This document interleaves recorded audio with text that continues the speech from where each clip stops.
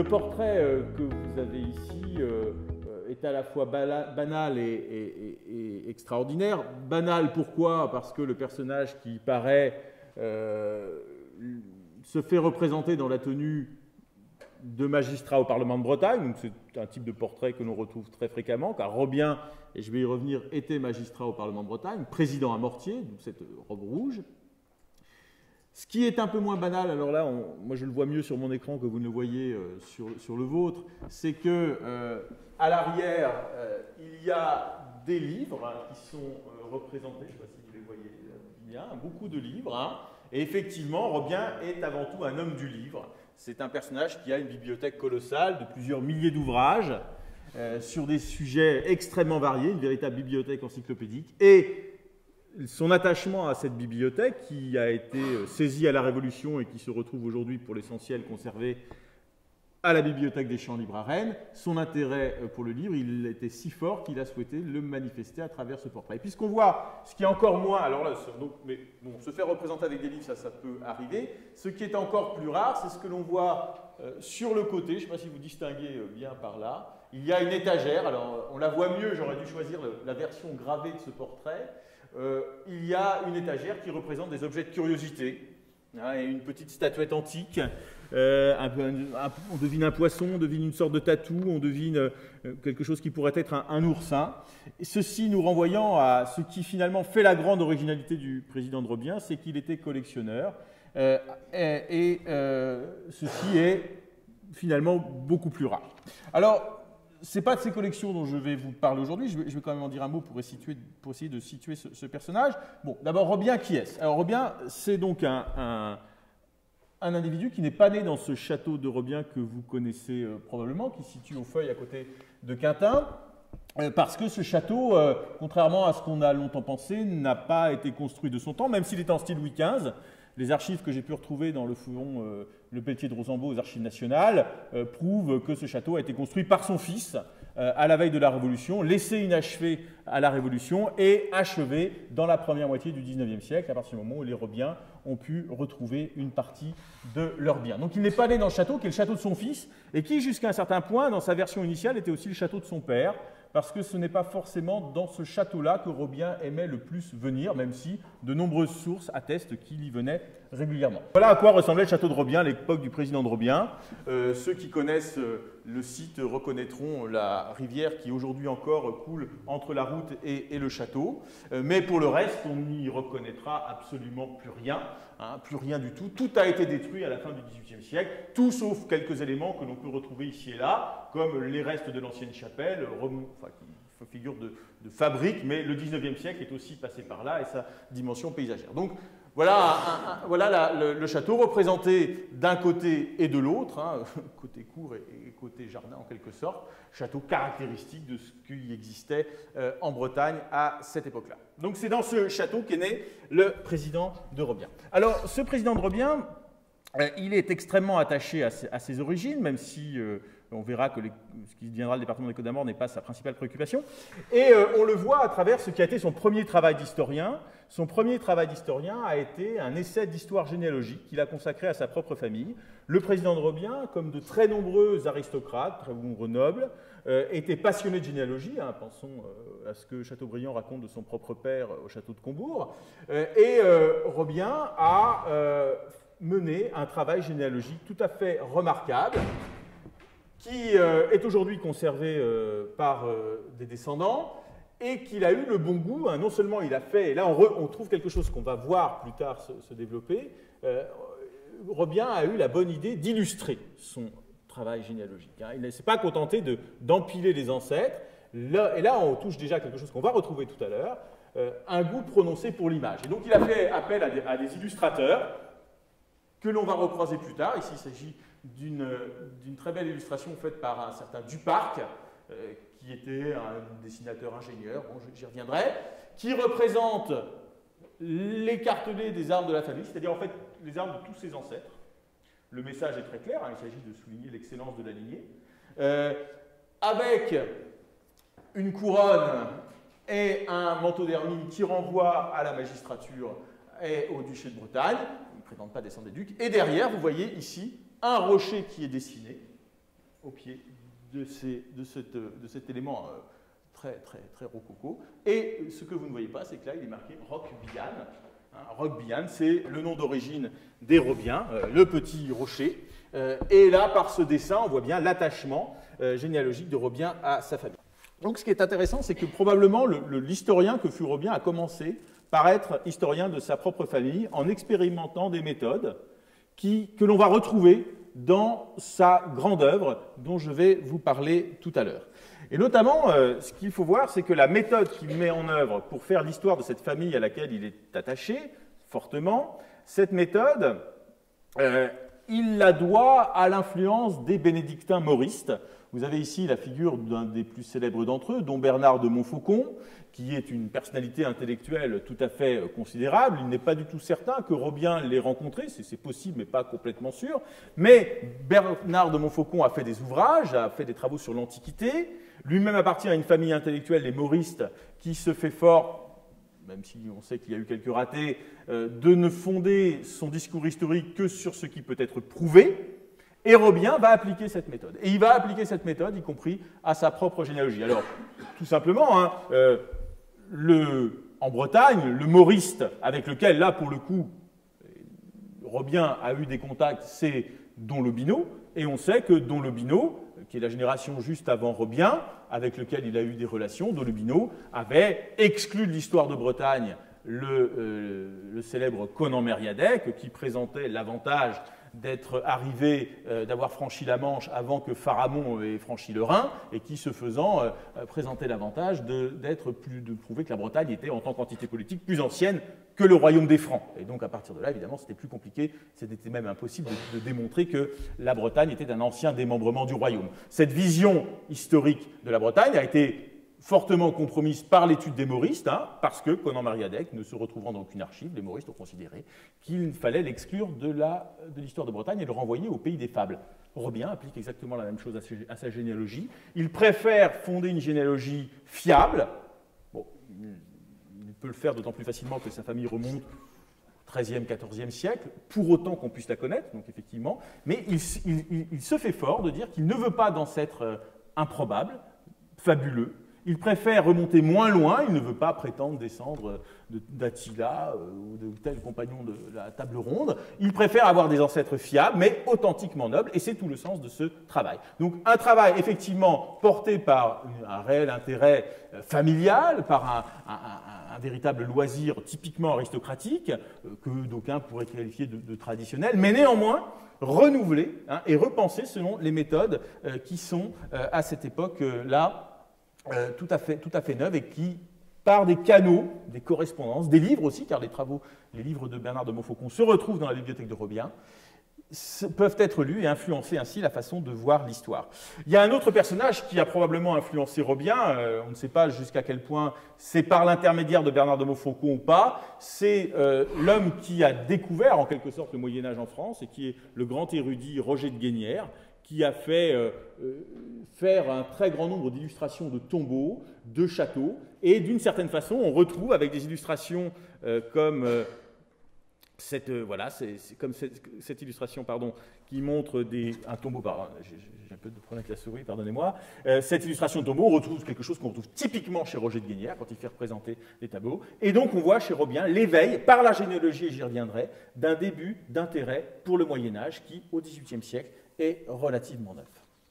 Donc voilà le personnage, un personnage qui est fier de ses origines, qui est extrêmement attaché, personnage qui pour autant a un ancrage local très fort. Vous voyez ici ce qui finalement est le grand épisode généalogique de la famille de Robien. C'est le moment où c'est Robien qui était seigneur de la ville Minguy et vicomte de Plaintel. On est bien autour de Quintin là, et qui a fait illustrer quelques demeures qu'il estime être celles de ses ancêtres et qui appartiennent toujours plus ou moins à sa famille à cette époque-là. Et on n'arrive pas très bien sur ces deux illustrations, en regardant ces illustrations, à savoir de quoi il s'agit. Il s'agit peut-être de la ville Minguy. Enfin, bon, peu importe, mais vous voyez, il y a un attachement, une volonté d'ancrer sa généalogie dans un territoire. Mais le grand épisode généalogique, c'est le moment où Roland Gautron épouse l'héritière des Robiens, et où à ce moment-là, les Gautron deviennent Robiens à la fin du XVIe siècle, qui est le moment fondateur, avec des implications héraldiques qui avaient été étudiées brillamment par Michel Nassier. Bon. Robien, dans cet ouvrage, donc, illustre par des propriétés familiales. Donc, j'évoquais le château de Robien. Un détail ici vous alertera peut-être. Ce château de Robien n'a pas de fenêtres. Enfin, il a des fenêtres, mais elles sont noires. Alors que si vous regardez l'autre château qui est très représenté, le château du Plessis-Caire, qui se situe sur le bord de la rivière d'Auray, si vous regardez attentivement, enfin, vous voyez moins bien que moi sur mon écran, en fait, ce château, lui, a des fenêtres. Et donc, il donne l'impression qu'il est un peu plus vivant. C'est probable, et les archives viennent le confirmer, c'est ce château situé au sud d'Auray, sur le bord de la rivière d'Auray, qui était le château préféré du président de Robien, qui a été aussi un des pionniers de la plaisance, puisque sur la rivière d'Auray, il faisait du bateau. Et on a des témoignages d'archives qui le montrent. Et le bateau a été représenté ici. On a d'autres témoignages iconographiques de la présence de ce bateau, grâce auquel il a pu d'ailleurs mener quelques recherches. Donc un château qui avait sa préférence. Un château qui avait sa préférence, en particulier pour des raisons que j'évoquerai dans un instant. Ce que montre cette image, c'est donc une ouverture vers le Vantais. Alors voilà aussi une autre illustration de cette ouverture sur le Vantais. Formidable tableau collectif dont vous n'avez ici que la partie centrale et qui représente justement à l'arrière-plan, mais je n'en avais pas de photo assez bonne, qui représente à l'arrière-plan la rivière d'Auray et derrière le château du Plessis-Caire et sur la rivière d'Auray le fameux bateau. Ici, vous avez la famille de Robien quasiment au grand complet pour ce pique-nique assez extraordinaire. Alors, il y a aussi une scène de chasse à courre qui montre bien les préoccupations de la famille. Et le président de Robien n'est pas au centre, c'est son père. Il y a son père, ses beaux-frères, notamment le puissant président de Château-Giron, qui avait un des plus bels hôtels particuliers à Rennes. Et lui est là, un petit peu timide sur le côté, c'est peut-être un peu l'intellectuel de la famille, qui siège. Et pourtant, c'est lui qui, pour la postérité, est resté l'homme célèbre de cette famille, qui pose ici sur le bord de la rivière d'Auray. Il n'y a pas d'équivalent d'un portrait collectif comme ça qui prendrait pour cadre la région de Quintin. On sent que la famille, dans la première moitié du XVIIIe siècle, est plutôt tendanciellement attirée par la côte sud.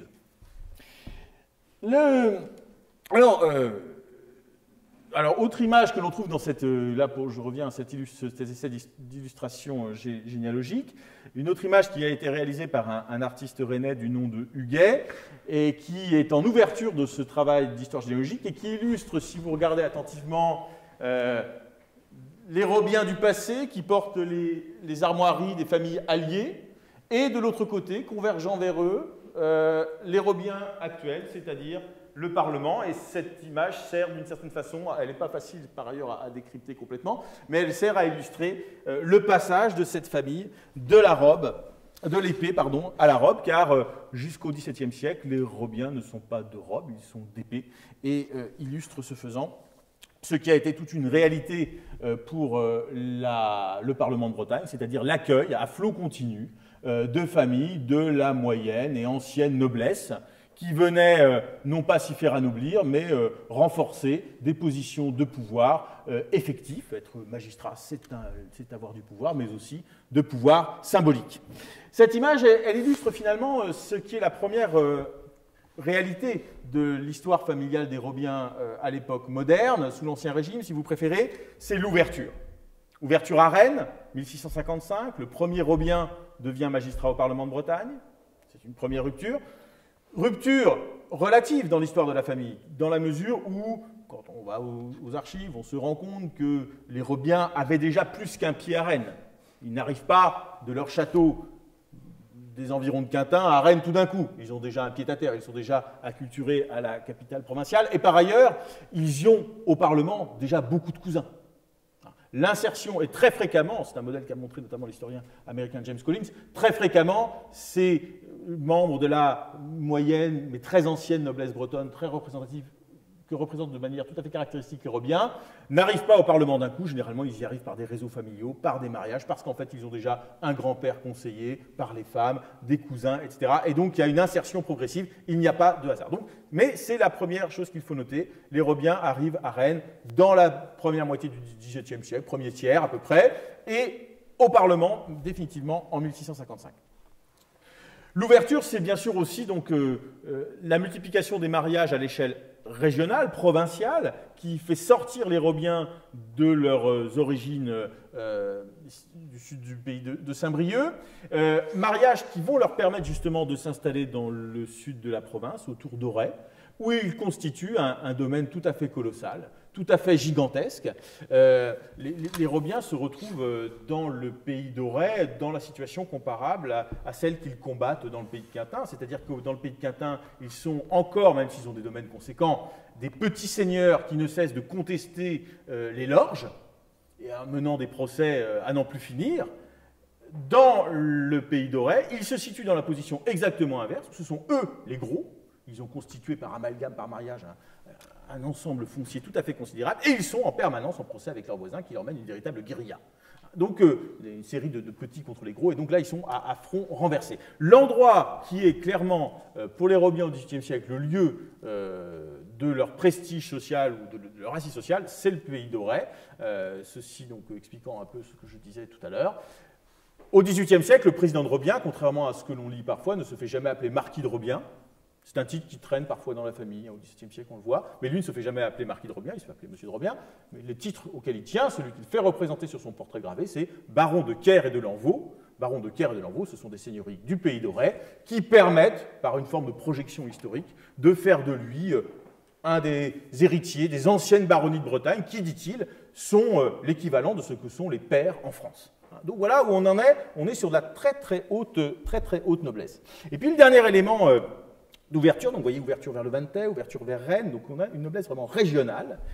Dernier élément, elle est signifiée par ses arts généalogiques. Vous avez ici, je me suis trompé dans mon montage, je vous prie de m'en excuser, l'arbre généalogique de Paul de Robien, le grand-père, l'arbre généalogique de Christophe Paul de Robien, celui qui nous intéresse, le fils, et l'arbre généalogique de Paul-Christophe de Robien, le petit-fils, celui qui émigrera à la Révolution. Tous trois présidents au Parlement, tous trois s'appelant Paul. Il y a quand même une différence qui doit vous alerter. Parce qu'il s'agit, dans cet essai d'ouvrage généalogique, de montrer l'excellence de la lignée. Et vous remarquez que Paul de Robien a des ancêtres qui ont tous des armoiries. Vous voyez que Christophe Paul de Robien, à l'étage en dessous, en a aussi jusqu'en haut. Et vous voyez que le fils n'en a pas.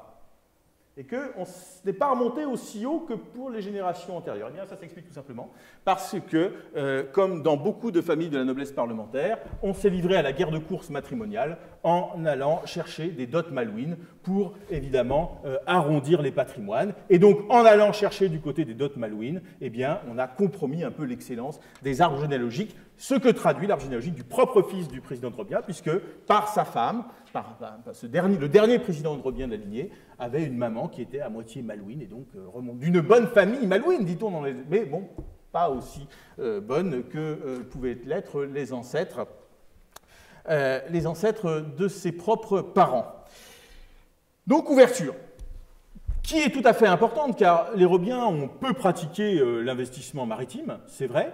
En revanche, et comme beaucoup de familles de la noblesse bretonne, et notamment la noblesse parlementaire, ils ont récupéré le pactole malouin et l'ont réinvesti, notamment dans la terre, constituant ainsi des fortunes qui, par accumulation d'héritages, de successions, de mariages avec des dots colossales, avec des grosses héritières de la noblesse bretonne, la mère de Robien est une grosse héritière du Léon, qui a permis d'acquérir un énorme patrimoine foncier, permet de compenser l'érosion liée aux successions, qui, de toute façon, est largement limitée par la pratique du partage noble qui favorise l'aîné. Évidemment, ces gens-là sont des aînés. Donc on se retrouve c'est par ce mécanisme-là qui associe mariage, placement foncier, on se retrouve face à une noblesse qui domine littéralement la Bretagne. Et c'est ça les Robiens au XVIIIe siècle, ils dominent la Bretagne par leur naissance. Qui peut les contester? 13e, 14e siècle, c'est quand même remarquable. Et ils sont plusieurs dans ce cas-là au Parlement de Bretagne, peut-être pas tous, mais un nombre significatif. Si on suit les travaux de Jean Meyer, le nombre de membres du Parlement de Bretagne qui prétendent à une noblesse médiévale est tout à fait extraordinaire par rapport aux autres parlements de France, où les parlements sont essentiellement là pour servir de sas définitif entre la bourgeoisie et la noblesse, hein, c'est le dernier stade de l'anoblissement. Là, non pas du tout, on est sur un cercle de descendants de gentilshommes. Et les Robiens illustrent cela, donc puissance symbolique par la naissance, par la fortune également, et puis par la puissance que leur donne le fait d'être au Parlement de Bretagne. Il n'est pas bon d'avoir un procès contre un de ces messieurs du Parlement, car ils auront les moyens assez facilement de contrecarrer l'offensive par le biais des amis, des cousins, des parents plus ou moins éloignés. Alors parfois ça rate, hein, parce que parfois ils sont, comme dans toutes les familles, il y a des dissensions, et donc on peut évidemment, ils ne gagnent pas à tous les coups, mais quand même ils gagnent souvent. Donc voilà où nous en sommes, voilà quelle est cette famille dans laquelle vit et grandit Christophe Paul de Robien, qui au début de sa vie d'ailleurs ne s'appelle pas Christophe Paul, hein, il fait partie de ces nobles bretons qui ne seront définitivement baptisés que peu de temps avant leur mariage, donc pendant toute une partie de sa jeunesse, les documents officiels l'appellent anonyme, mais on en a d'autres exemples. Anonyme de Robien. Et ce personnage ne va pas briller au Parlement. Il achète une charge de conseiller. Très rapidement, il est très jeune homme, il accède au rang de président à Mortier. Il n'y a que 9 présidents à Mortier au Parlement de Bretagne, environ 80 conseillers, 90 conseillers. Donc il est vraiment au sommet. Pour autant, visiblement, l'activité judiciaire ne sera pas sa passion. Il ne va pas être complètement absent, mais on sent bien, quand on compare, quand on regarde un petit peu aux archives d'Ille-et-Vilaine, dans le fond du Parlement, on voit bien que ce n'est pas là qu'il a été le plus actif. Son père a été un grand magistrat, son beau-frère, Châteaugiron, a été un grand magistrat, lui, non. Sa passion, elle est ailleurs, elle est dans l'étude, et cette étude, elle s'ancre dans un lieu en particulier, qui est l'hôtel particulier de la famille, situé à Rennes, en haut de l'actuelle rue de Bastard, on ne peut pas la rater, que vous avez ici sous 2 angles. Hôtel particulier qui dit quelque chose de cette noblesse parlementaire, car les Robiens, c'est une fortune absolument colossale, à la veille de la Révolution, qui se chiffre, qui est comparable aux grosses fortunes du négoce nantais, pardon. Pour autant, l'hôtel particulier, bon, est certes tout à fait remarquable par rapport à bien des demeures de paysans, évidemment, mais on n'est pas dans quelque chose d'extraordinaire, et on a quelque chose qui n'est pas proportionné à l'état réel de la fortune. C'est quelque chose qu'on retrouve assez fréquemment à Rennes, où ces messieurs ne cherchent pas forcément à briller, c'est quelque chose qu'on trouve aussi un peu à Rouen, ne cherchent pas forcément à briller de manière excessive dans la ville, ils se contentent de relativement peu, peut-être par tempérament, peut-être aussi parce que la ville n'est pas le lieu principal de leur activité. Ils gardent, même quand ils sont présidents de Robien, un lien très fort avec la campagne. Ils passent beaucoup de temps à s'occuper. Les principales correspondances que l'on a du président de Robien consistent à savoir quel arbre il faut abattre, etc., etc. Ça reste quand même des gentilshommes campagnards, quand bien même ils sont en ville. Et ça peut aussi expliquer pourquoi leurs hôtels particuliers ne sont pas si gigantesques. N'empêche que c'est dans cet hôtel particulier que Robien va placer ses principales aventures intellectuelles et que, à la Révolution, seront saisis sur son fils immigré, ce qui constitue le noyau des musées de Rennes, des dessins en très grand nombre qui font l'honneur de ce musée, qui sont la partie la plus noble de ses collections. Vous avez ici un dessin de Rubens, des peintures jugées par les spécialistes d'une qualité moindre que ne le sont les dessins, mais par centaines, une des plus belles collections de dessins, une belle collection de peintures.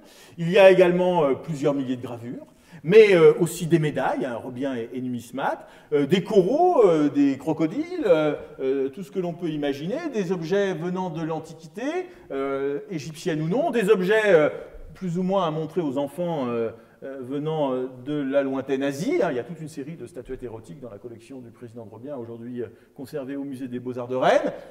Il y a même des monstres, enfants ou animaux monstrueux récoltés ici ou là grâce à ces réseaux, notamment fonciers. Et tout ça pour vous dire qu'en fait, le président de Robien est un des derniers en France à avoir eu un cabinet de curiosité. Un cabinet de curiosité qui ont fait florès plutôt au temps de la première modernité, jusqu'au milieu du XVIIe siècle. C'est une pratique qui est plutôt en déclin. Non pas la pratique de la collection qui est une approche séparée des choses, mais l'idée de vouloir tout garder dans un endroit microcosmique pour dire un peu de tout sur tout. Eh bien, Robien a été un des derniers grands collectionneurs à se livrer à cet exercice-là.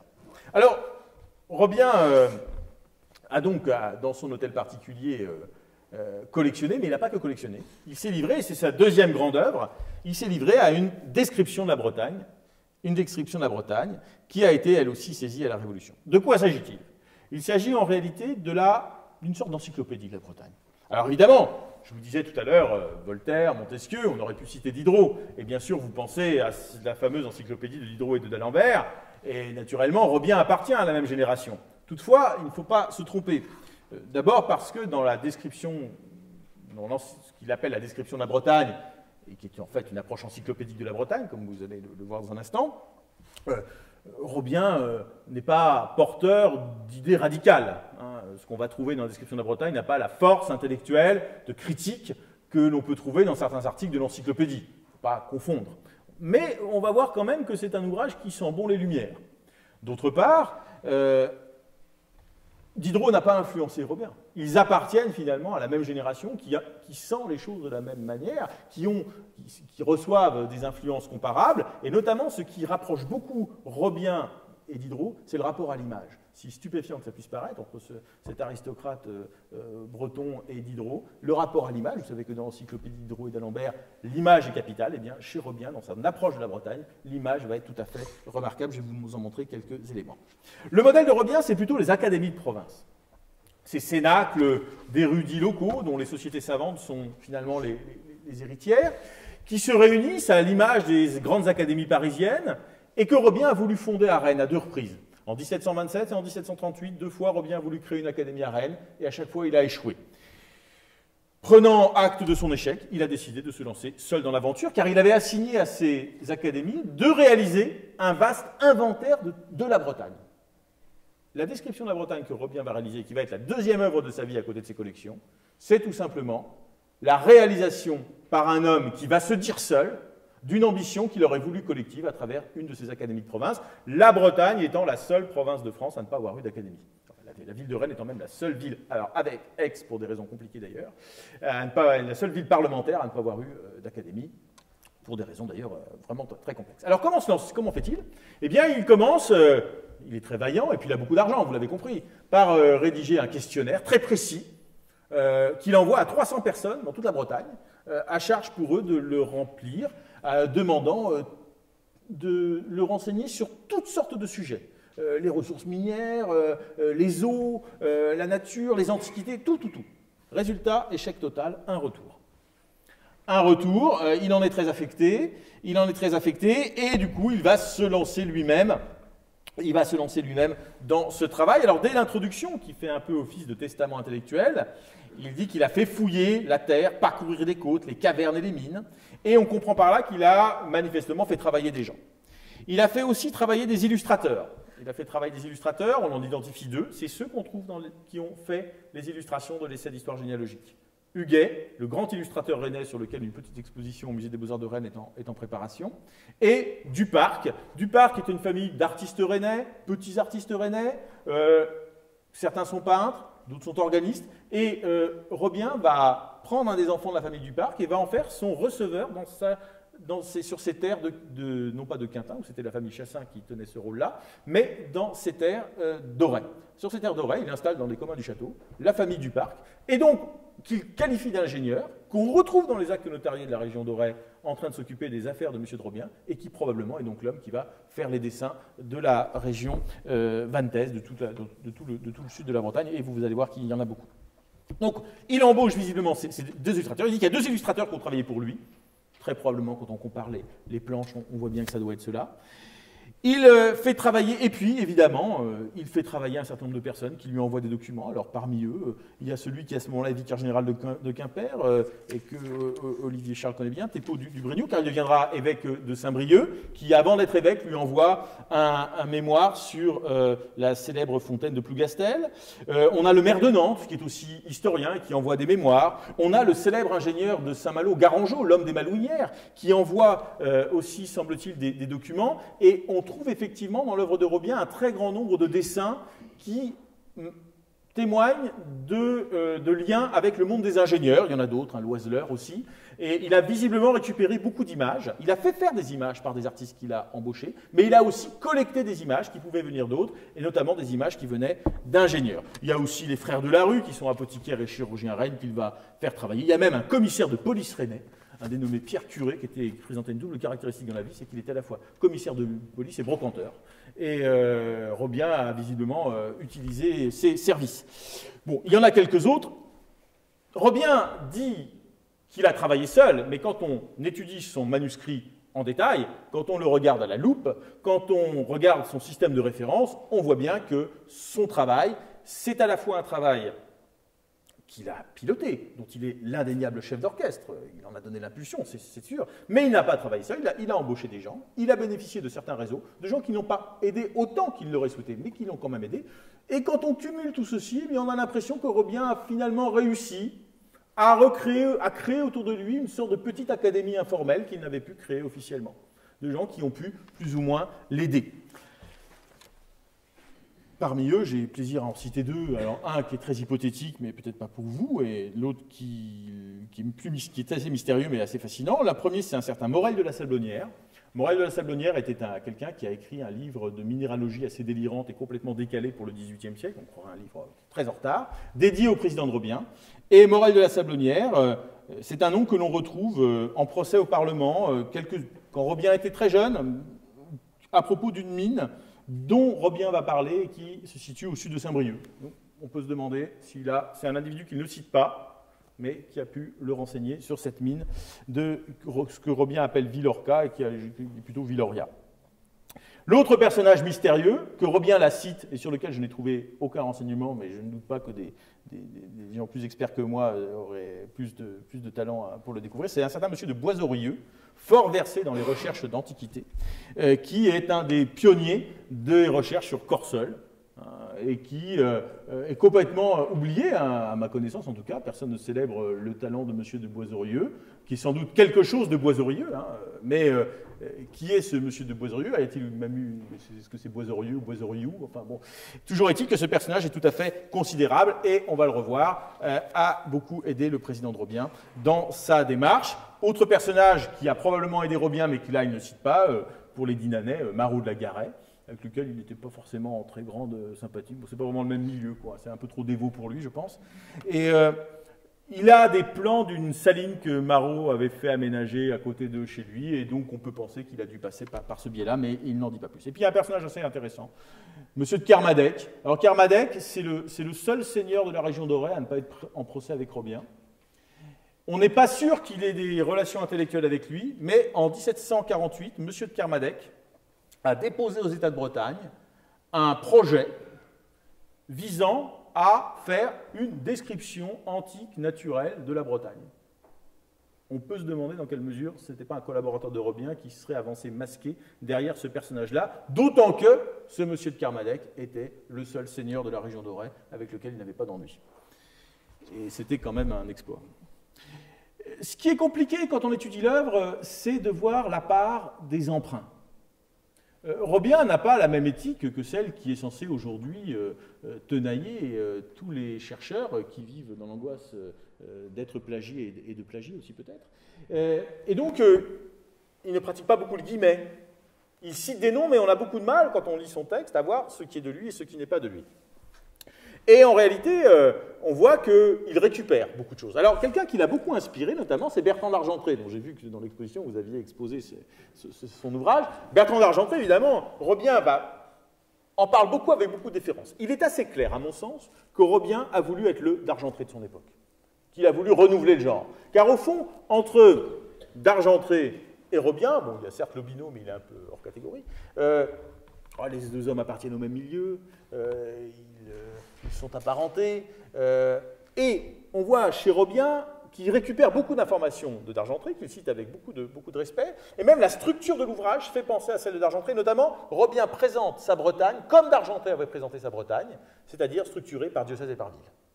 Alors, on retrouve quelque chose. Et régulièrement, il y a des éléments du texte que l'on retrouve qui étaient chez d'Argentré et que l'on retrouve plus ou moins repris tel quel, on appelle ça l'intertextualité, chez Robien. Donc, voilà, là, il y a l'ombre du Bertrand d'Argentré qui plane manifestement, et il faut dire que dans le milieu intellectuel breton, Bertrand d'Argentré est la grande référence jusqu'en plein XVIIIe siècle. Alors, il y a d'autres références, qui existent, notamment il y a quelqu'un qui avait écrit des récits de voyage qui est Pigagnol de la Force. Visiblement, Robien a beaucoup utilisé cette espèce de guide touristique, sans forcément toujours dire d'ailleurs qu'il l'avait utilisé, mais quand on fait correspondre les textes les uns avec les autres, on se rend compte que c'est assez fréquent. Alors, la plus grande particularité de Robien, ce sont les images. Là où il est plus original. Alors, les images, il ne va pas utiliser que des images originales, mais il y a des images, alors des images générales qui ne concernent pas qui concernent un peu toute la région. Bon, alors, parfois pas. En bas, la côte de Quiberon, il est l'un des premiers à représenter une côte sauvage, si ce n'est le premier. Si on regarde cette carte, c'est la carte des illustrations. Qu'est-ce qui a été, parce que bon, il y a plusieurs moyens de voir. Qu'est-ce qui est illustré dans cette œuvre? Bien, on voit que ce qui correspond à l'actuel département des Côtes-d'Armor n'est pas surreprésenté, c'est moins qu'on puisse dire. La région de Saint-Malo l'est beaucoup plus, la région rennaise l'est beaucoup. Vous avez aussi le Martigny-Ferchaud, aux portes de l'Anjou, qui l'est en raison de son secteur, de ses établissements industriels. La région vantaise l'est assez, la région nantaise très peu. Il y a beaucoup de choses sur la côte nord-bretonne, dans lesquelles s'insère le futur département des Côtes-d'Armor, mais ce n'est pas non plus colossal. Alors, ce qu'il faut voir, c'est que chez Robien, le propos s'organise en 3 temps. Alors, on va prendre ces 3 temps et puis on va voir ce qu'il y a sur les Côtes-d'Armor dans ces 3 temps. Premier temps, les antiquités. Robien est passionné, alors Robien est passionné par la romanité. C'est assez normal, il a été élève des Jésuites, il participe à une époque qui est celle-ci, la romanité. Et donc, il part à la recherche des traces de la romanité en Bretagne, et notamment avec une obsession deux obsessions. Trouver des voies romaines, et on voit bien, vous voyez, moi je vois mieux que vous, qu'il a énormément prospecté dans le secteur qui va en gros de Vannes à La Roche-Bernard, où là il y a plusieurs petits traits que vous devinez.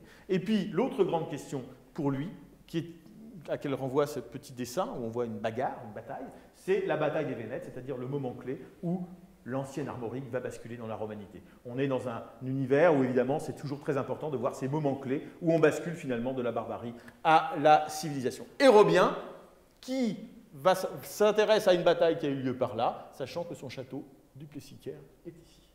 Donc, probablement une des raisons pour lesquelles il aimait tant ces terres du sud de la Bretagne, c'est parce que cela lui permettait de travailler sur quelque chose qui l'a énormément intrigué, sur lequel il a beaucoup travaillé, que sont les alignements mégalithiques de Carnac. Raison de plus pour être loin de Saint-Brieuc. N'empêche que, sur la région qui nous intéresse, il a donné des choses intéressantes. Il est par exemple le premier à s'intéresser à ce qu'il appelle le temple de l'Enlève, et dont il livre la première illustration.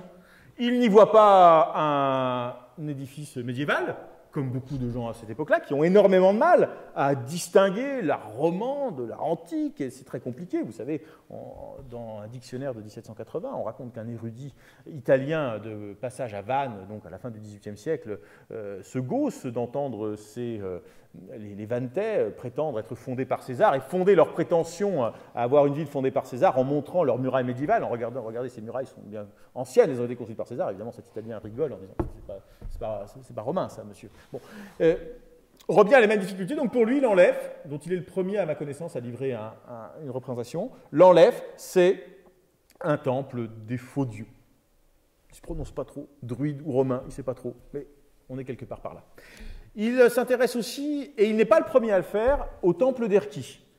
Il reprend là aussi un dessin, c'est tout à fait illustratif de la méthode Robien, un dessin qui a été préparé avant lui, qu'il a pu trouver dans les ouvrages de Dom Bernard de Montfaucon que j'évoquais tout à l'heure, et qui est en fait un dessin qui vient de Don Lobineau, le grand historien de la Bretagne, qui a passé une partie de sa vie à Saint-Jacques et qui a beaucoup prospecté dans ce secteur et joué un rôle très important dans la découverte des antiquités de ce secteur-là. Néanmoins, Robien joue un rôle. Il dit que, se présentant à Erquy, il a quand même fait fouiller la terre et il a découvert, par les recherches que j'ai faites, j'ai découvert que le temple était pavé de mosaïques qui a été décrite par les habitants, mais les habitants qui juraient au dé avec les restes de mosaïques. On n'en saura pas plus. Tout près de là, il livre des indications qui restent intéressantes, je crois, en tout cas quelqu'un dans la salle pourra nous le dire, je le sais, sur Pléboul et Plérel, avec notamment cette figure qu'il identifie comme étant celle de Mercure dans le mur d'une de ces deux églises. Là, c'est plus neuf que sur Erquy, il y a des éléments intéressants. Et puis, surtout, Corseul.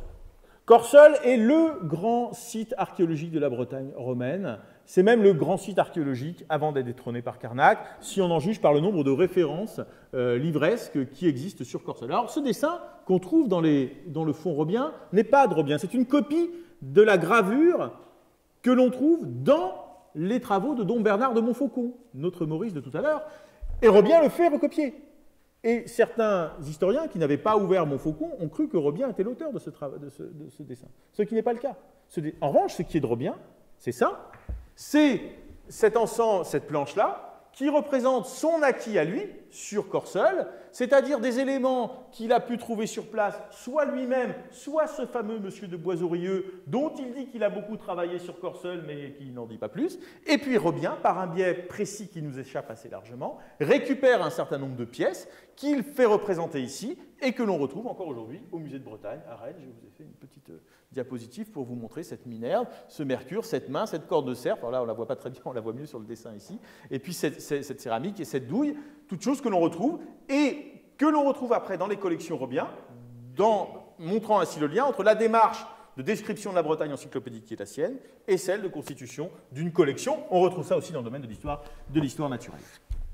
Donc une approche très importante. Alors, on a longtemps cru que Robien était l'homme qui avait découvert Corseul.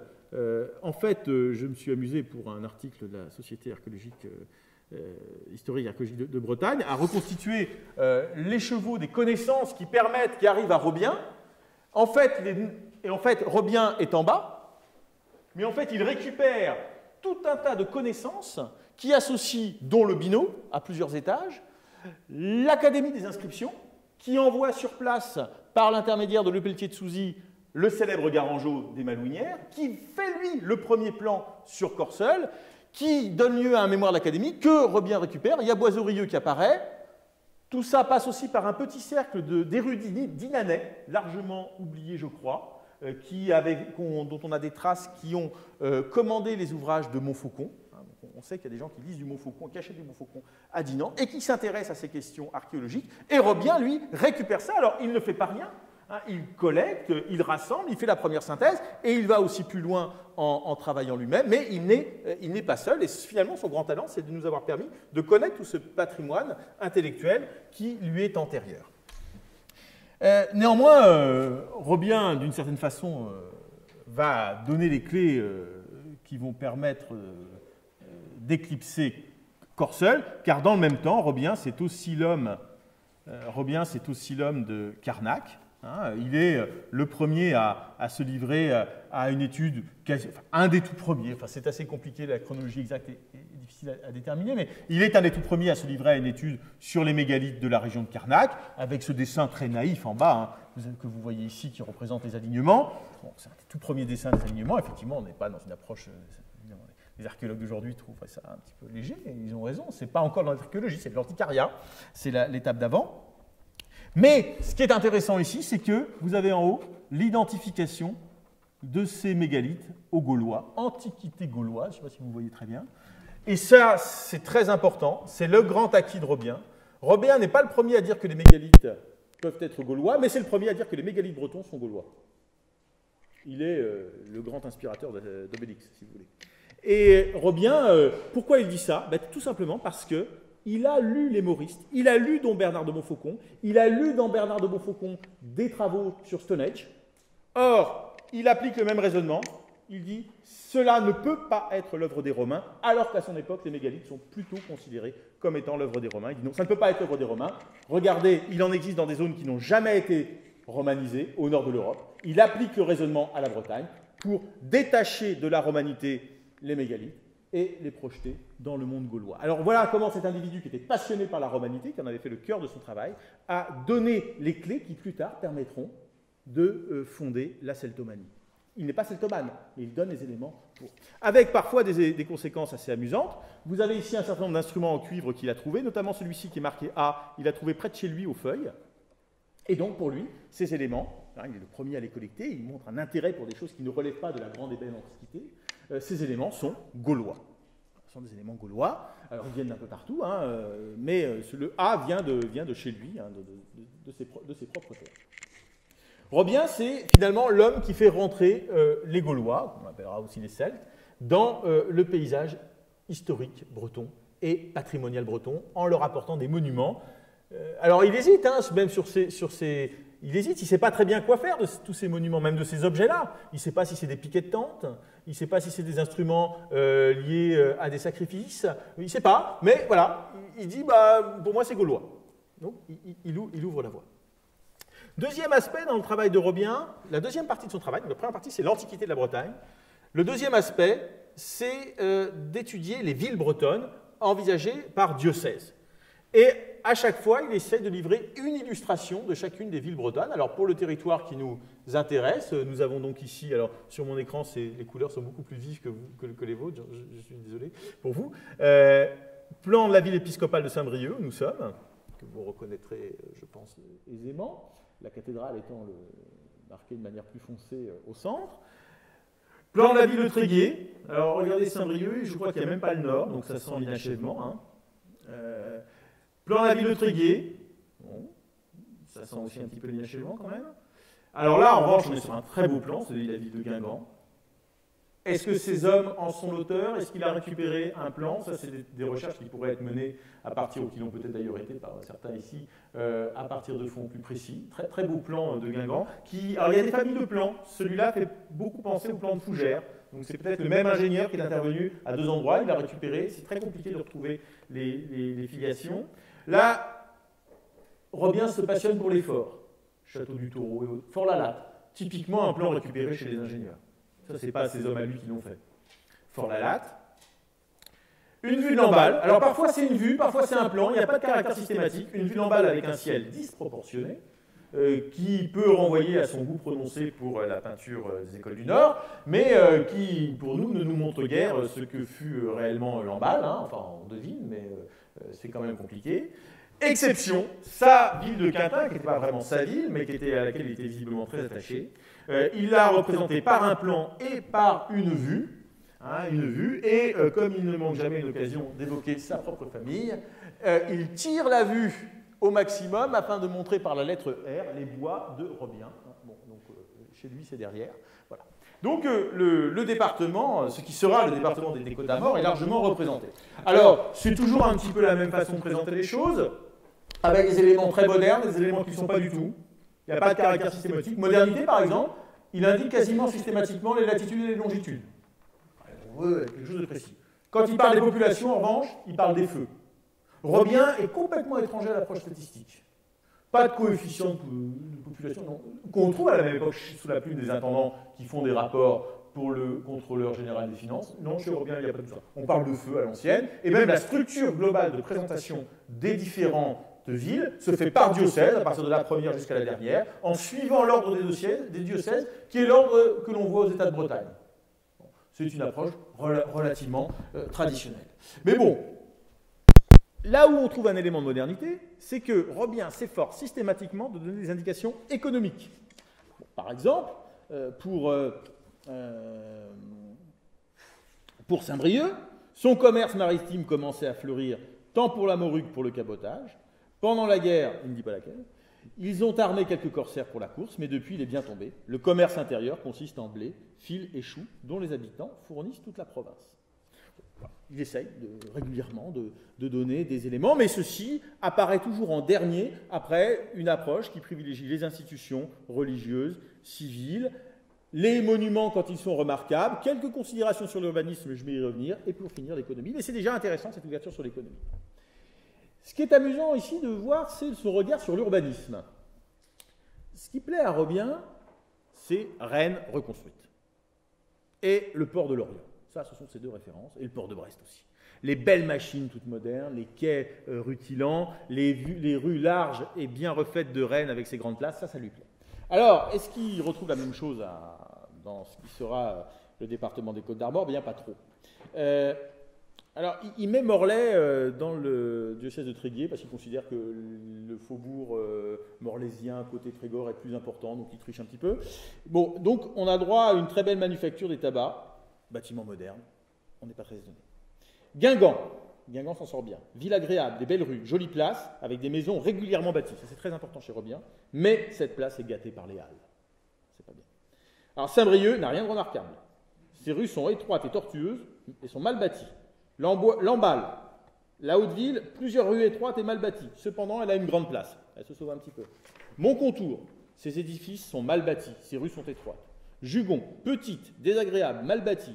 Quintin, il semble attaché. Elle n'est pas grande, mais elle est jolie. Alors, là, il est moins aimable pour les seigneurs qu'il combattait. Le château à la moderne devait être très beau, mais il a été inachevé, et les lords, note-t-il, l'ont fait en partie détruire pour en construire un autre. Quant à Dinan, rue étroite, tortueuse et mal bâtie. Il ne dit rien de particulier des autres. Ce qui apparaît là, c'est que Robien est porteur d'un regard sur les villes bretonnes tout à fait caractéristique de son temps, d'un homme des Lumières. Il n'est pas du tout un romantique du XIXe siècle avant l'heure qui trouve les petites rues dinanaises parfaitement charmantes. Il trouve ça absolument épouvantable. Lui, ce qui lui plaît, c'est le règne reconstruit. Et quand on n'est pas dans ce schéma-là, eh bien, il n'est pas heureux. Néanmoins, on voit percer chez Robien un intérêt ici ou là pour l'art gothique, qui est assez intéressant, qui lui vient peut-être des Mauristes, dont on ne trouve pas d'expression, en tout cas je n'en ai pas retrouvé pour ce qui constituera le territoire de ce département. En revanche, par exemple, la cathédrale de Quimper, il la trouve plutôt belle, hein, et c'est vrai qu'il y a tout un courant esthétique qui, au XVIIIe siècle, est assez sensible à l'art gothique du fait de sa légèreté. Il y a quelque chose autour que l'on retrouve notamment dans la finition autour de la cathédrale d'Orléans, qui n'est pas complètement gothique comme vous le savez, mais qui l'est un petit peu quand même. Et il y a un gothique des Lumières, si vous voulez. Et il semble être un petit peu sensible à ça. Il n'est pas complètement hostile au Moyen-Âge, ce qui peut sembler médiéval en tout cas, mais en tout cas pour la structure, pour l'urbanisme en général, ce qu'il préfère, c'est les rues larges, les rues aérées, ce qui est large, régulier, et donc c'est Rennes. C'est le Rennes reconstruit, qui est manifestement son modèle. Troisième partie de son travail, l'histoire naturelle. Alors, décidément, j'ai des problèmes avec mon PowerPoint, je me suis mal pris, je vous prie de m'en excuser. Robien, et c'est sa très grande originalité, va non seulement s'intéresser à l'Antiquité et à la Bretagne de son temps, chapitre 1, chapitre 2, mais aussi à la Bretagne envisagée sous l'angle de son histoire naturelle. Et de même qu'il avait exposé, vous vous en souvenez tout à l'heure, une sorte de carte de synthèse de la Bretagne antique, montrant les différentes cités, les différentes voies romaines qu'il avait pu retrouver, etc. De même, il va faire la même carte, faire ou faire faire, on ne sait pas exactement, pour ce qui est une de ses grandes passions, qui sont les minéraux. Et donc vous avez là la première carte minéralogique de Bretagne, alors qui est une carte minéralogique par points. Hein, on n'en est pas encore à dessiner des nappes, mais voilà, des petits points. Il est l'auteur de la toute première carte minéralogique, la première synthèse de ce que l'on pouvait savoir. Et vous avez à droite l'ensemble des éléments d'une légende extrêmement fournie, avec toujours ce goût pour les petits dessins, avec des personnages dont l'un, vous le voyez peut-être, pousse une brouette. Dans ce paysage, comme je le disais tout à l'heure, le futur département des Côtes-d'Armor n'apparaît pas de manière singulière, peut-être même un petit peu moins. Néanmoins, quelques éléments méritent d'être mentionnés. Par exemple, j'en parlais tout à l'heure, cette mine près de Saint-Brieuc, voilà ce qu'il en dit sur le chemin qui conduit de Saint-Brieuc à Tréguier. L'on trouve une mine que l'on dit de la meilleure espèce, mais formée, dit-on, de grands bancs ou veines. Et, ajoute-t-il, et c'est là dont il s'agit, on en a ouvert une autre à la ville Orca, à 2 lieues de Saint-Brieuc, mais elle est actuellement abandonnée. Elle est, dit-on, de l'espèce de charbon fossile d'Angleterre. Il vante aussi la qualité des marbres que l'on trouve près de Quintin. En fait, ce qui est intéressant dans ces mentions minières, qui intéressent beaucoup Robien, c'est que cela rejoint sa préoccupation principale, car le seul ouvrage publié que l'on connaisse de lui, c'est un ouvrage de minéralogie. Un petit ouvrage de minéralogie, dans lequel il étudie notamment les pierres de croix que l'on trouvait jusqu'à une période relativement récente en très grand nombre dans la région de Beau-Locminé, donc c'était un peu sur la route des vacances pour lui. Et il a beaucoup étudié ça, et à l'occasion de ce petit travail, il a livré quelque chose qui est très révélateur de son positionnement intellectuel, sa théorie sur l'origine des sols, qui témoigne que, bien qu'appartenant à la génération des Lumières, il est encore fidèle à une interprétation qui privilégie le déluge comme clé explicative première des reliefs. Robien croit encore au déluge, ce qui commence à être un petit peu dépassé à l'époque qui est la sienne. Donc, modernité, s'intéresser à l'économie, s'intéresser aux minerais, avec tout ce qu'il peut y avoir derrière comme ambition industrielle, mais en même temps, dans un cadre intellectuel qui peut rester relativement traditionnel. En fait, cet intérêt de Robien, à travers son histoire naturelle, on voit une histoire naturelle très utilitariste, et en cela, très marquée du sceau des Lumières. C'est pas l'inventaire. Certes, chez Robien, il y a l'inventaire pour l'inventaire. Savoir quels sont tous les poissons que l'on peut trouver, et un intérêt majeur pour la mer, avec des indications très précieuses sur les techniques de pêche, tout à fait modernes pour son temps. Mais, donc il y a de l'inventaire, mais ce qu'il y a aussi chez Robien, c'est que cet inventaire est orienté vers l'amélioration économique de la Bretagne. Et ce faisant, Robien annonce quelque chose qui sera réalisé par son grand rival dans la Bretagne des Lumières, qui est son voisin, avec lequel je n'ai trouvé aucune relation entre eux, donc je pense qu'il va être au mieux en froid. C'est Lachalotais, l'homme de Becherel, Lachalotais, qui, un an après la mort de Robien, et peut-être parce que Robien n'était plus là, peut-être que ça finissait par être un personnage encombrant, parvient avec d'autres à créer la Société d'agriculture, de commerce et des arts de Bretagne, qui est un petit peu l'académie que Robien n'avait pas réussi à faire, mais débarrassée des ambitions liées à l'érudition historique. Peut-être d'ailleurs ça la clé du succès. Toujours est-il que Robien prépare cette future Société d'agriculture, de commerce et des arts de Bretagne, qui est la première société d'agriculture du royaume, et qui présentera comme particularité d'avoir une structure provinciale, et de ne pas être centrée sur une ville, et qui sera l'œuvre de Lachalotais. Mais cette Société d'agriculture de Bretagne, très neuve, très importante, eh bien, Robien l'avait en quelque sorte un peu préparé à travers ses travaux, à travers son intérêt pour les sols, et cet intérêt pour les sols qui rejoint son intérêt personnel pour la minéralogie, il s'incarne également dans son intérêt pour les ressources agronomiques. Et là, on voit bien que dans l'intérêt pour les ressources agronomiques, il y a deux choses qui se cumulent. Le passionné de minéralogie et le grand seigneur propriétaire de terre, désireux de valoriser au maximum les territoires qui peuvent être dans sa propriété. Et il s'intéresse notamment beaucoup aux marnières. Dans ce cadre-là, il attire l'attention sur un personnage relativement peu connu de notre histoire, près de Montcontour, le sieur Corret des Cognets, qui, dit-il, se sert de marnières qu'il exploite avec succès pour fertiliser les terres qu'il fait défricher. Il fait plusieurs fois référence à cet homme qui s'est livré à des expériences agronomiques, lui-même, Robien, prétendant avoir apporté sa contribution au débat grâce à ce qu'il appelle du loam, espèce, dit-il, de marne mêlée de sable, et il tente aussi de faire une typologie des terres en fonction des sols. Pour Robien, clairement, à travers sa description naturelle de la Bretagne, l'ennemi, ce sont les Landes. Les Landes, dit-il, ces vastes solitudes qui occupent plus d'un tiers de la province, et à cause desquelles, dit-il, la Bretagne n'est pas aussi peuplée qu'elle devrait l'être. Il en attribue notamment la cause à deux choses, le préjugé de la coutume, et, dit-il, l'habitude des laboureurs, qu'il dénonce à deux reprises, c'est suffisamment important dans un ouvrage qui est souvent marqué d'une sorte de la prudence, pour être souligné. On a donc chez Robien un discours très élitaire, typique de ces élites urbaines, qui regardent avec au moins méfiance les habitudes de la paysannerie, vues comme un obstacle à un développement économique qu'il appelle de ses voeux. Dans un même ordre d'idées, on voit, alors voilà les vues que Robien fait présenter, alors pas dans le diocèse de Saint-Brieuc, de Tréguier ou dans la partie du diocèse de Saint-Malo qui nous intéresse, voilà les mines autour de Rennes qui fait représenter, on n'a pas l'équivalent, mais c'est pour vous montrer son très vif intérêt pour toutes ces questions minières et industrielles.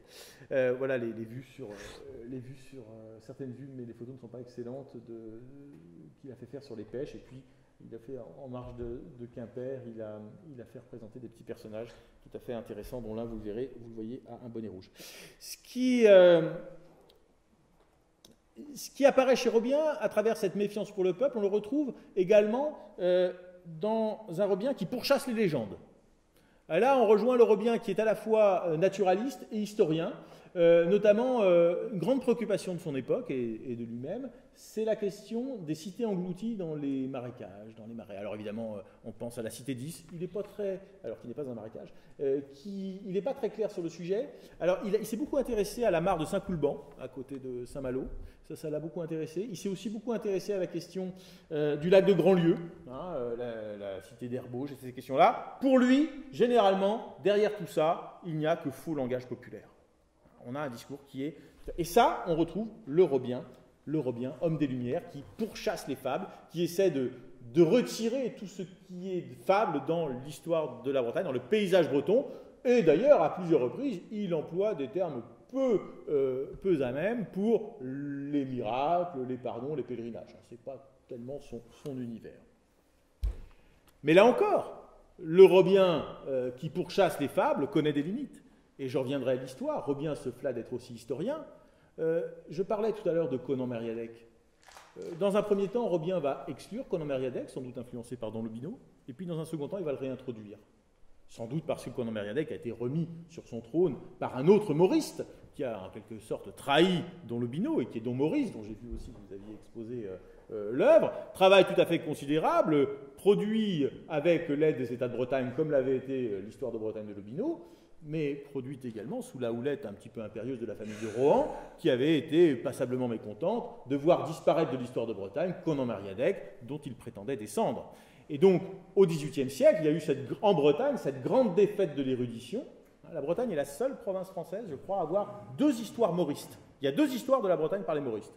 Mais la cause est à chercher dans cette question autour des Rohan, famille à la fois bretonne la plus intégrée à l'État royal, mais qui en même temps développe un discours sur sa généalogie qui entre en contradiction avec la monarchie, parce qu'en développant le discours autour de Conan Mariadec, et c'est pour ça que les États suivent, cela permet d'accréditer une certaine vision de la Bretagne qui permet de plus facilement défendre les privilèges de la Bretagne face à la fiscalité royale jugée un peu envahissante. Ceci pour vous dire que Robien, de même que Robien est très moderne dans le détail sur certains points, il reste fidèle à l'interprétation diluvienne de l'origine des sols, de même dans le domaine historique, il traque les fables sur le terrain, mais il reste fidèle, après hésitation, il reste fidèle à un cadre de pensée qui est celui de la Bretagne nobiliaire traditionnelle, c'est-à-dire d'un modèle qui n'est pas celui défendu par les bureaux versaillais. Alors, l'heure tourne et il est temps de conclure. Alors, quelle postérité a tout cela? Alors, il faut bien voir que l'œuvre de Robien, c'est l'œuvre d'une vie. Les plus anciennes mentions de son travail, c'est autour de 1725, et son œuvre est inachevée à sa mort. Il laisse, et c'est assez touchant, une note aux éditeurs avec des indications très précises, notamment pour les illustrations, qui montrent à nouveau que c'était quelque chose d'extrêmement important pour lui. D'ailleurs, il le dit, les images montrent mieux que ce qu'un texte pourrait dire. Donc, allons-y sur les images. Son ouvrage est extrêmement illustré. Et puis, son ouvrage connaît un certain succès, notamment la partie antique, qui se retrouve dans les recueils du comte de Caylus, qui est un personnage considérable de la République des Lettres du milieu du XVIIIe siècle, qui va s'appuyer sur ses travaux, notamment sur les mégalithes, pour les faire connaître, et ainsi médiatiser les travaux de Robien et d'autres sur les mégalithes, parce que Robien, je n'ai pas développé ici parce que nous ne sommes pas dans le Morbihan, trop sur Carnac, mais enfin Robien cherche sur Carnac, mais il exploite aussi les travaux des autres sur le même modèle que ce qu'il a fait à Corseul. Il fait connaître par Robien, tous ses travaux sont connus dans la République des Lettres, et quelque part, on voit dans les travaux de Caylus émerger le mégalithisme, et ce mégalithisme émerge avec une coloration bretonne très forte, déjà. Alors que vous savez qu'il y a des mégalithes ailleurs, mais déjà chez Caylus, ça devient, on voit que dans cette patrimonialisation naissante du mégalithisme se fait en écho avec la Bretagne et pas forcément avec d'autres provinces. Avant Robien et Caylus, le grand mégalithe qui fait référence, c'est la Grande Pierre de Poitiers. C'est la Grande Pierre de Poitiers. C'est le mégalithe français par excellence, qui est aujourd'hui tombé dans un oubli total. Quand on compare aujourd'hui la Grande Pierre de Poitiers qui est dans un jardin public avec Carnac, évidemment, on sourit. Mais voilà, Carnac est passé par là. Et puis, finalement, l'œuvre de Robien finit par être un petit peu oubliée. Ses travaux sont saisis à la Révolution, et c'est à la toute fin du XVIIIe siècle, tout début du XIXe siècle, que certains bibliothécaires et érudits commencent à le redécouvrir à la bibliothèque de Rennes, et cette redécouverte va jouer un rôle dans la maturation du mouvement celtomane. Et donc voilà un homme qui avait voulu, qui finalement, effectivement, avait mis en place les premiers linéaments de ce qui sera une présence des Gaulois dans le paysage patrimonial breton, mais qui était d'abord obsédé par la romanité, qui était son premier sujet, servir l'avènement de la celtomanie. Alors, ce travail, donc, il est marqué d'une forme d'ambiguïté, d'une contradiction. Robien a donc voulait quoi? Il voulait donner des pistes pour assurer le développement de la Bretagne et montrer en même temps que la Bretagne était digne de la modernité, qu'elle était digne, comme elle avait été digne des Romains. Il dit, elle est plus romanisée qu'on ne l'a dit. Elle est digne du royaume. Il voulait montrer une belle Bretagne, une Bretagne des Lumières. Mais en même temps, il en a dit suffisamment de mal et il en a montré suffisamment de ruralité et de ce qui sera plus tard les éléments liés au monde celte, qu'il a créé les éléments pour accréditer pour donner une autre image de la Bretagne que celle qu'il voulait. Il voulait montrer une image moderne, et finalement, il va aider à fabriquer, à ce que s'impose une autre image de la Bretagne que celle des Lumières. En gros, il fait le lit des futurs romantiques, alors qu'il voulait vendre une Bretagne tout à fait moderne. Alors, dernier petit point, cette œuvre de Robien, elle est aussi intéressante parce qu'elle illustre un trait de mentalité, un trait culturel des élites bretonnes intellectuelles. Je disais tout à l'heure qu'il y avait eu en Bretagne 2 histoires de Bretagne par les mauristes. On connaît aussi l'histoire de Bertrand d'Argentré, on connaît le travail de Robien qui appartient quelque part à cette histoire-là, à ce corpus-là, même s'il est un peu original. On sait aussi qu'il y aura à la fin du XVIIIe siècle, sous Louis XVI, le grand dictionnaire de Jean-Baptiste Auger, tout à fait considérable, avec chose extraordinaire, une notice par paroisse, un travail tout à fait colossal, fait par un ingénieur basé à Nantes.